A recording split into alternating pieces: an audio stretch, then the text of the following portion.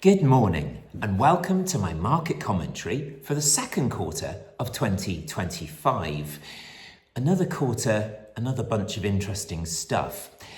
In April, markets all around the world reacted to the White House reality TV show, plunging on Mr. Trump's announcements of punitive US import taxes, then lurching back up again in the hope of a temporary reprieve. We now have some deals, but are they actually going to lead to prosperity and happy trading partners? Time will tell. The Russia-Ukraine war continued to destroy lives and also to push up inflation, causing more pain for Western governments to have to navigate. The Middle East, including Israel, Palestine, Iran and Yemen, remains a big concern. And then we get gold, which is continually seeming to march up in value, whilst everything else, excluding tanks and bombs, seems to be struggling. Trump is effectively negotiating with his own markets. He says he's playing hardball with those other countries. But the real truth, I feel, as I pointed out in my article on the 2nd of April, is that the US debt book is owned by foreign countries. The biggest three being Japan, China, and the UK. Around 1/3 of US sovereign-held debt is up for renewal this year. Those very same countries that Trump maybe wants to push around a bit hold the purse strings for his plans. They can demand higher interest rates from the US government on new debt or refuse to buy more, as actually happened last week in a US Treasury debt auction. Ultimately, they can refuse to extend any more credit to a country that is not exactly inspiring confidence.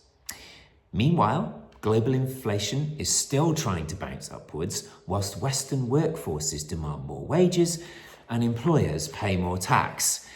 You're okay. Eeyore did not write this market commentary. You see, there is some really positive news that we can now see unfolding in amongst all of this madness. The big news for us over the past month has been the fall in oil prices and the fall in the US dollar strength. Both of these facts are a big help for our globally diversified portfolios.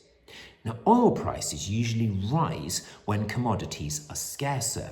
This is caused by either a booming economy that increases demand or by wars that can limit supply. Now, whilst we have many terrible conflicts around the world, the impact of recessionary concerns and some increased supply agreements has been to actually push oil prices down around $10 per barrel over this quarter.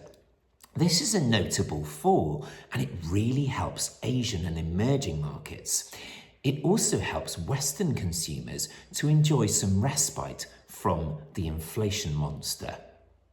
A falling US dollar is helpful to emerging market economies who peg their currencies to that dollar.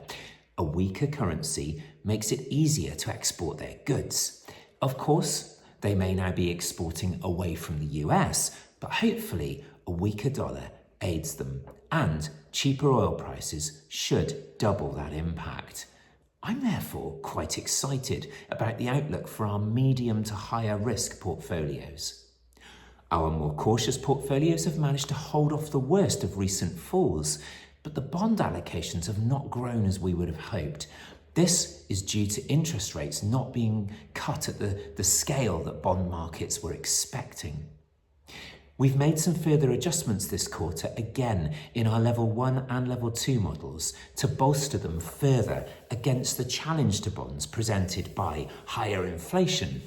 The inclusion of cautious funds and gold has certainly helped here. I can only go with what I feel in my bones, but it does seem that markets are starting to take the craziness in their stride, and normal is happening again, despite the world being anything but normal. This can be quite hard to wrap your head around. However, we know that markets thrive on opportunity, and a falling dollar coupled with falling oil prices presents an excellent short-term opportunity. Furthermore, you can never write the United States off.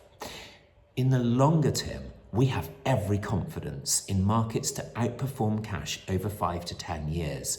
Nothing's changed here, despite a tough past few years. Time and time again, history teaches us that the world is never straightforward and investors are rewarded for their patience.